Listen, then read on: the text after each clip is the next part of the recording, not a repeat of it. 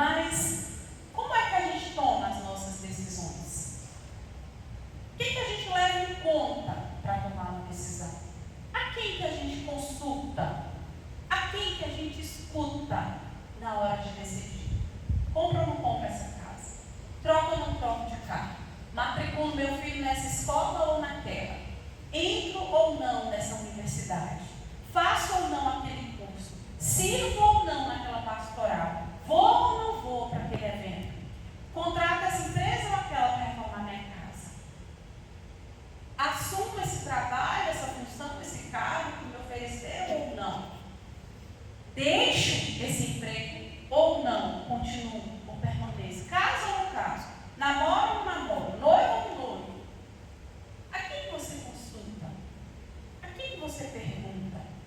A quem você escuta na hora de tomar as suas decisões?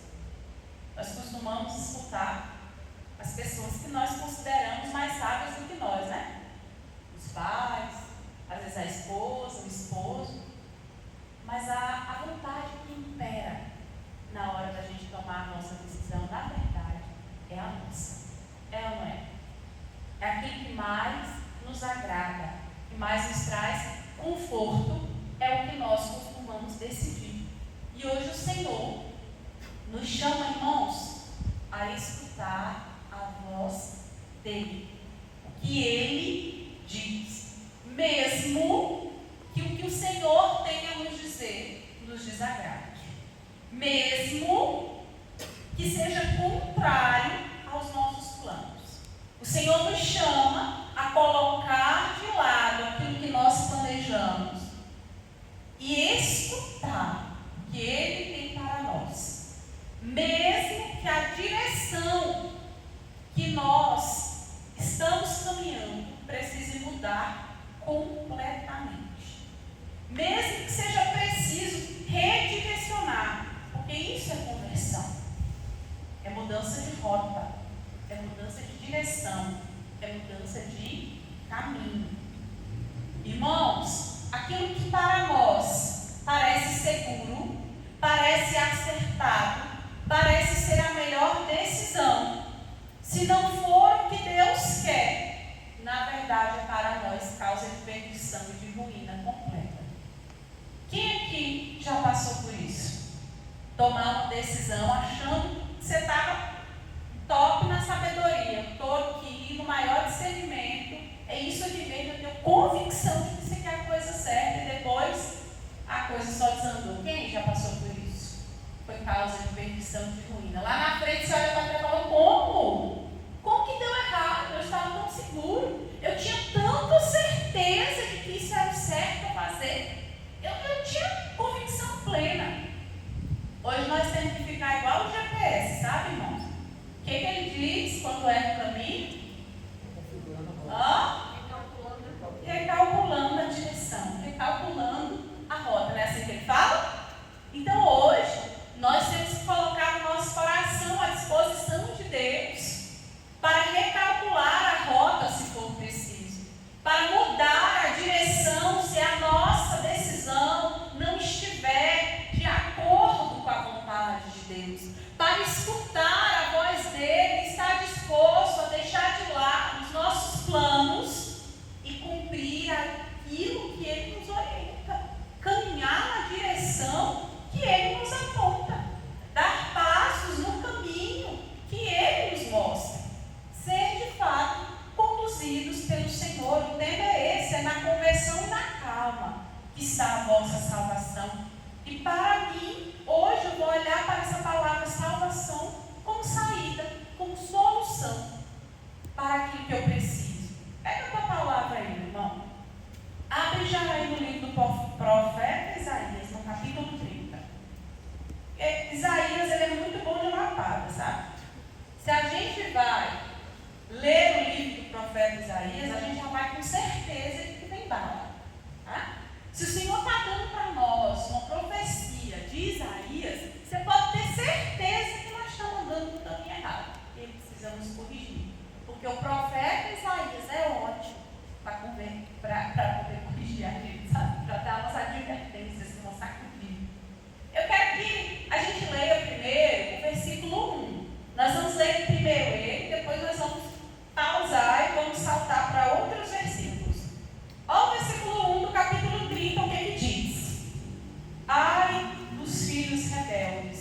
diz o Senhor. Eles seguem um plano que não vem de mim. Concluem alianças sem o meu consentimento, acumulando assim falta sobre falta. Vou ler de novo, para os que estão sem Bíblia escutarem. Ai dos filhos rebeldes, diz o Senhor. Eles seguem um plano que não vem de mim. Concluem alianças sem o meu consentimento, acumulando assim falta sobre falta. Nós vamos saltar agora, irmãos, lá para o versículo 9. Do 1, a gente vai saltar para o 9, que diz assim: porque este é um povo rebelde, são filhos mentirosos, filhos que se recusam a ouvir as instruções do Senhor, e dizem aos videntes: não vejais, e aos profetas: não nos anuncieis a verdade, dizei-nos coisas agradáveis, profetizai-nos fantasias. Afastai-nos do caminho, retirai-nos da vereda, deixai de colocar-nos sob os olhos do Santo de Israel. Por isso, eis a réplica do Santo de Israel. Visto que rejeitais esta advertência, para fiar-nos de meios tortuosos e perversos, e procurar aí vosso apoio, acontecerá para vós, por causa desse crime, como uma fenda que forma saliência numa muralha elevada. De improviso e num instante sobrevém o desabamento. Quebra-se como um pote de barro despedaçado sem piedade, de modo que os destroços não ofereçam sequer um caco para apanhar brasas no fogão ou tirar a água da cisterna. Porque aqui está o que disse o Senhor Deus, o Santo de Israel: é na conversão e na calma que está a vossa salvação, é no repouso e na confiança que reside a vossa força. Palavra do Senhor. Graças a Deus. Irmãos, recusar-se a ouvir as instruções do Senhor é uma péssima decisão. É uma atitude de orgulho, irmãos. A gente pode até querer dar outros nomes, tá? A gente pode até querer arranjar algumas desculpas, mas eu estou aqui hoje para te dizer que não é nada disso. É orgulho. Quando eu me recuso a ouvir o que o Senhor tem para me dizer, isso chama-se orgulho, irmãos. Achar que eu sei o que é melhor para mim, nas grandes e pequenas coisas, e deixar de lado aquilo que o Senhor me diz, é orgulho. Eu preciso buscar o consentimento de Deus, submeter os meus planos, as minhas alianças ao Senhor, em todos os âmbitos da minha vida, pessoal, familiar, profissional, amorosa, financeira, prática. Em todas as áreas da minha vida, eu preciso submeter os meus planos ao consentimento de Deus. Se Ele não consentir, eu não vou em frente. Se Ele não consentir, eu abro mão do que eu tinha planejado e vou fazer o que Ele diz que é para eu fazer. A palavra do Senhor diz que esse povo, esses filhos de Deus que não o escutam, têm uma atitude de rebeldia. Porque, meu irmão e minha irmã, nós temos um Pai que nos ama e deseja conduzir e direcionar as nossas vidas segundo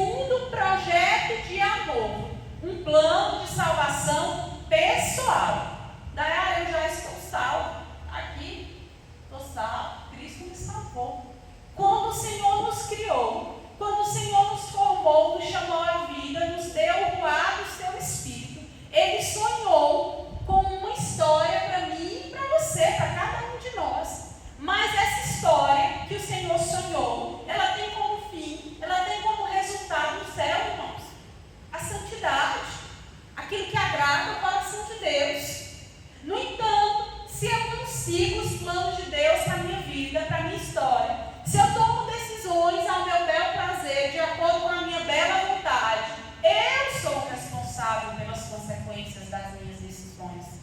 Já se eu submeto os meus planos a Deus e faço tudo em concordância com a vontade do Pai, Ele é o responsável pelas consequências daquilo que Ele decidiu para mim.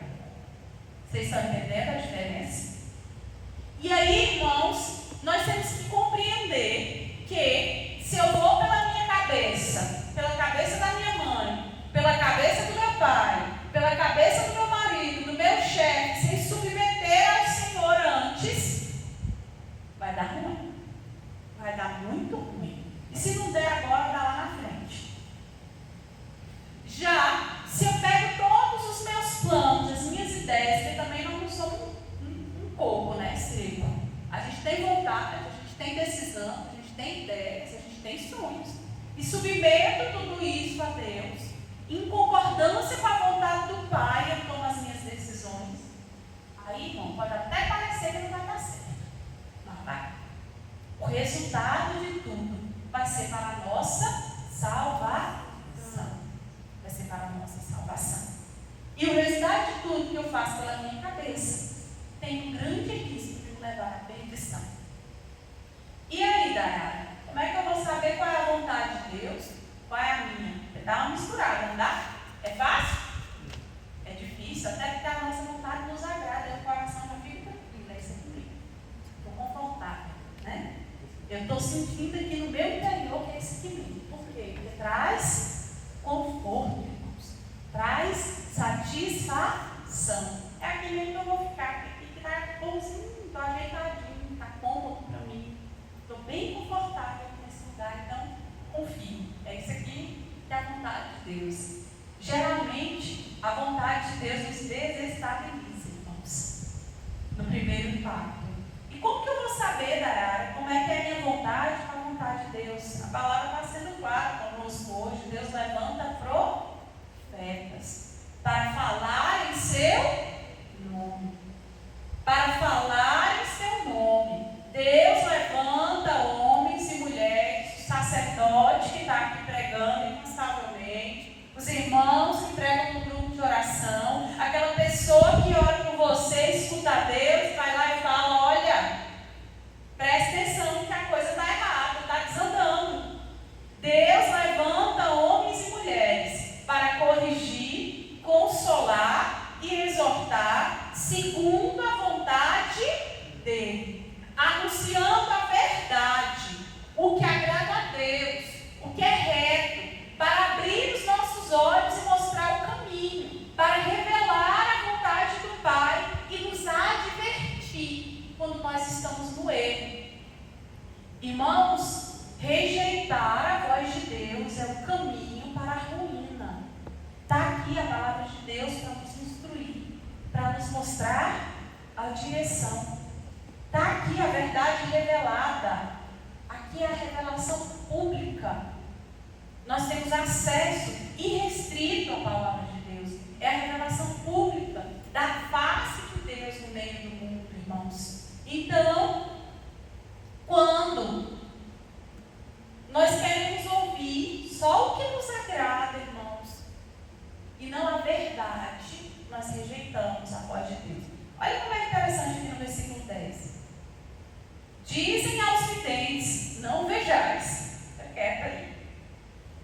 Dizem aos profetas: não nos anuncieis a verdade, dizei-nos coisas agradáveis, profetizai-nos fantasia. Me deixa no engano, me deixa na ilusão, me deixa na mentira, me deixa naquilo que me satisfaz, porque a verdade me desestabiliza. A verdade me tira do conforto, a verdade me tira do comodismo, me tira do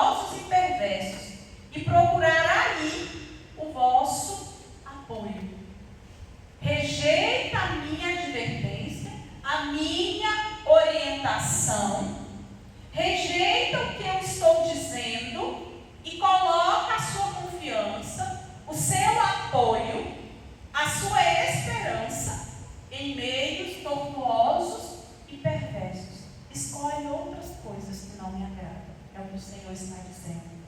E aí no versículo 15, de onde foi extraído o nosso tema, o Senhor conclui aquilo que Ele está dizendo, a resposta que Ele dá a esses filhos rebeldes, dizendo assim: é na conversão e na calma que está a nossa salvação.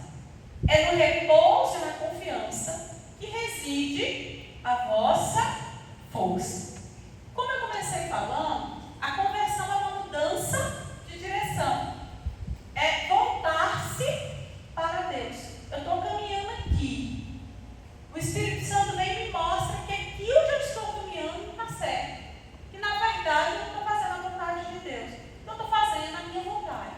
Ou a vontade de outra pessoa. Aquilo que desagrada a Deus. Então no momento que o Espírito Santo me mostra que eu estou errado, no momento que eu escuto uma pregação que abre os meus olhos, no momento que eu venho na missa, escuto uma homilia e aquela palavra vai como flecha no meu coração, ei, vou recalcular, vou mudar a direção, vou mudar a rota. Poxa, mas eu já tinha caminhado tanto, já estava quase chegando no final, já tinha subido as montanhas mais difíceis e passado pelas dificuldades todas, agora eu sou obrigada a largar tudo isso aqui e mudar a direção. Obrigado, você não é não. Mas quando chegar no fim vai ser o seu fracasso, a sua ruína. Se Deus está mandando mudar, muda. Porque esse é o caminho da nossa salvação. A direção da nossa salvação. Isso é conversão, irmão. Isso é mudança de vida.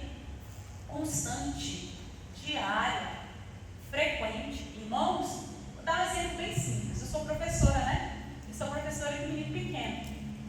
Estou dando aula no 3º ano esse ano. Sou professora de escola classe na rede pública. Às vezes, irmãos, eu estou indo na minha aula, num caminho, e estou começando a me exaltar ali, a perder a paciência com os meninos. Meu tom de voz já está mudando, eu já estou começando a levantar o dedo, o negócio já está fervendo, e o Senhor fala: ei, peraí, calma, não é assim que eu quero não. Muda a direção, muda a rota. Aí eu respiro, sento, bebo uma água e mudo a direção. Porque eu sei que se eu continuar fazendo o que meu ímpeto quer que eu faça, vai dar ruim. Vai dar ruim. Eu não estou falando, meus irmãos, só de coisas, meu Deus, eu vou fazer um investimento de R$1,5 milhão, eu quero saber como é que eu vou fazer. Não estou falando de coisas grandiosas. Eu estou falando de decisões que constroem quem nós somos. Dia a dia, no cotidiano, sabe? Decisões que constroem aquilo que nós estamos nos tornando, porque nós estamos no caminho. Estamos ou não estamos? Não chegamos ao fim. O que nós estamos nos tornando? O que as decisões que a gente está tomando cotidianamente estão nos levando a ser? Que escolha tem guiado as nossas decisões? A escolha de fazer o que eu quero, que me dá na telha, o que eu tenho vontade, de responder do jeito que eu quero, do jeito que o ímpeto da minha personalidade está mandando, ou a escolha de estar em concordância com a vontade de Deus. Em coisas grandes e em coisas pequenas. Em decisões que eu julgo importantes e naquelas do dia a dia. Do cotidiano, da convivência diária, irmãos. O Senhor aí fala que é a conversão e a calma, nelas que nós encontramos a nossa salvação. Olha que interessante. Calma, ter calma é saber esperar, não se precipitar, acautelar-se. Difícil ou não é? Nós queremos fazer as coisas por nós mesmos, gente.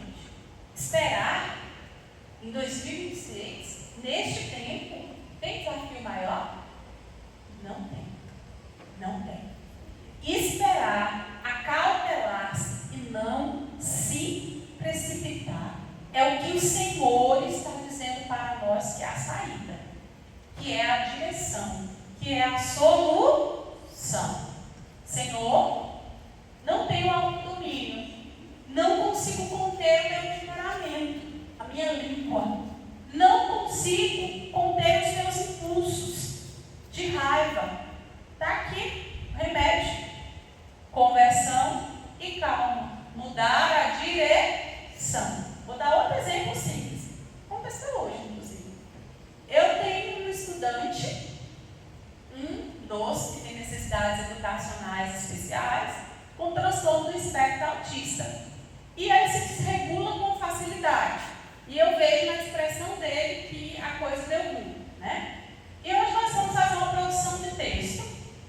E eu veio assim um serão nos outros, né? Nem com o bichinho, né? Mas eu veio assim um serão, porque ela estava com uma produção de texto que tinha sido assim, feita de qualquer jeito. Então, antes de entregar a atividade, eu falei, dei um sabão, vai assim, eu quero assim, tem que ter tantos parágrafos, tem que ter isso, tem que ter aquilo. E eu já vi que o coitado já transtornou, só naquele tanto de coisa que eu disse que tinha que ter. Ele já transtornou só na hora que eu comecei a explicar a atividade. E aí, eu chamei a minha aluna que estava sendo ajudante do dia e falei: Manu, distribui as folhas e tal. Vamos começar? Vamos começar. Tá todo mundo pronto, também quase não acabado, tanto capricho, né? Depois disso tudo. E ele senta bem pertinho de mim. E ele ainda está no começo do processo de alfabetização dele, então as atividades dele são adaptadas. E ele tem dificuldade de comunicação e de interação social. E aí, quando eu entreguei a atividade, eu vi ele rapaz assim. Falei: acabou, já não vai mais reagir. Aí eu perguntava uma coisa, ele já não me respondia. Eu perguntava outra, ele já não me respondia. Por fim, eu mudei a roupa. Eu falei: vamos largar esse pra lá, moço. Me dá esse papel aqui, agora tu vai ali no armário, pega um lápis de cor assim pra mim. Uma coisa que não tinha nada a ver com aquilo. Aí ele desanuviou, porque não estava adiantando eu dizer assim: faz só o que você der conta. Você lembra da história? Você quer sentar aqui comigo, fazer do meu lado? Não responde mais nada. Toda intervenção que eu tentava fazer, ele travou. Aí eu falei assim: fulano, pega bem aqui aquele pote de lápis que está no meu armário, em cima da caixa preta, assim, por favor. Aí ele levantou, foi, pegou e me entregou. Muito obrigada. Aí quando ele sentou, ele já sentou com outro semblante. Mudei a rota, mudei a direção. Irmãos, é assim que o Senhor deseja fazer conosco. É assim que a gente escute a palavra do Senhor e não coloque a nossa vontade acima dela. Que a gente escute o anúncio profético que está sendo feito para nós e tenha coragem de submeter os nossos planos à vontade, à concordância de Deus. Mas está tão bom, aquele namoro. Estou tão apaixonada. Está dando tudo tão certo, estou nas nuvens. Se não estiver em concordância com a vontade de Deus, vai ser causa de perdição. Vai. Você pode estar achando que está tudo perfeito, que está tudo maravilhoso. Você encontrou o homem da sua vida. Se Deus não disser vai, minha filha, não vai não. Não vai não, porque vai estar errado. E muito errado. Irmãos, o Senhor ainda continua assim, é no repouso e na confiança que reside a vossa força. Olha isso. Como é que a força reside no repouso? Isso tem sentido? Dani, você que é educadora física, o que eu tenho que fazer para ter força? Repousar? O que eu tenho que fazer para ter força, Dani? Me esforçar, malhar, ou não é? Quanto mais eu faço força, mais eu fico. É assim. Não é assim na nossa cabeça? Mas olha o que o Senhor está dizendo para nós. A sua força vem do repouso. Como assim, Senhor? Como que eu vou ser forte repousando se a Dani me disse que eu tenho que malhar para ter força? Que eu tenho que fazer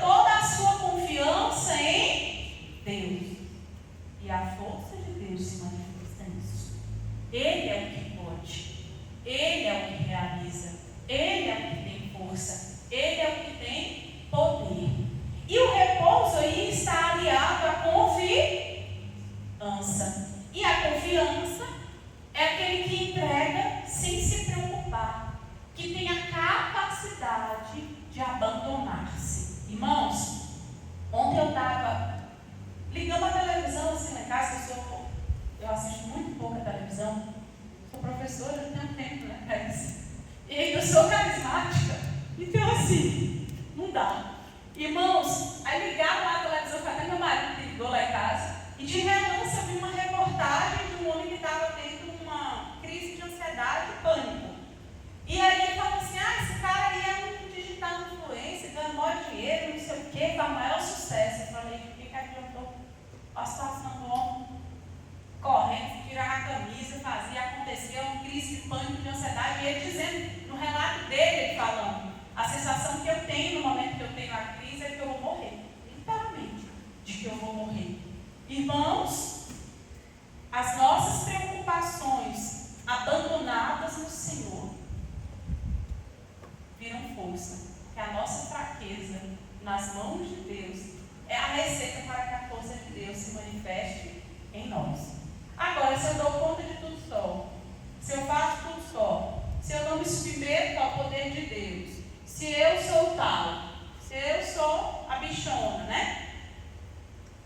Aí eu não preciso da força de Deus, eu vou dar conta com a minha mesma. Isso é orgulho, irmãos. Isso é orgulho, isso é soberba, tá? E nós precisamos ir quebrantando tudo isso no nosso coração, para que a força de Deus se manifeste e nós tenhamos a capacidade de nos abandonar nele. Aí já tem até uma certa rejeição a essa palavra, né? Já leva assim no sentido abandono. É um negócio que nem parece que é positivo, né? Parece que é meio negativo. Mas o abandonar-se em Deus é entregar-se de tal maneira que você abre mão de tudo e quer somente Ele. Somente Ele. Nós encontramos a saída, nós encontramos a salvação, nós encontramos a solução para os conflitos da nossa vida cotidiana no Senhor. Nesse processo de conversão e calma, de repouso e confiança. O Senhor trouxe muito forte essas palavras ao meu coração, quando eu orava por essa pregação. Conversão e calma, repouso e confiança. Quero que você repita comigo. Conversão e calma, repouso e confiança. Deus tem planos para nós.